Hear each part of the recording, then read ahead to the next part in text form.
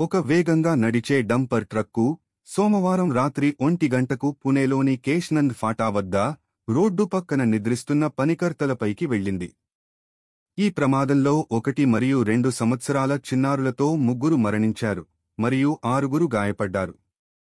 ఈ పనికర్తలు అమరావతి నుంచి పని కోసం పుణేకు వచ్చారు. ఈ ప్రమాదం వాఘోడి పోలీస్ స్టేషన్ దగ్గర జరిగింది. ఇది ఎక్కువగా వాహనాలు రాంచే ప్రాంతం.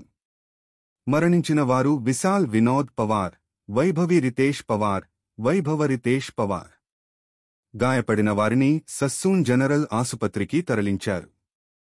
డంపర్ డ్రైవర్ గజానన్ శంకర్ టోటారేని అరెస్టు చేసి మద్యం తాగి డ్రైవింగ్ చేసినందుకు అజ్ఞాత హత్య తదితర అంశాలపై కేసు నమోదు చేశారు. టోటారే మద్యం తాగి ఉన్నాడని పరీక్షలో తేలింది. అతని రక్త నమూనాను సస్సూన్ ఆసుపత్రికి పంపి నివేదిక కోసం ఎదురుచూస్తున్నారు. పోలీసులు తెలిపిన వివరాల ప్రకారం టోటారే డివైడర్ను ఢీకొట్టి నిద్రిస్తున్న పనివారిని ఢీకొట్టాడు.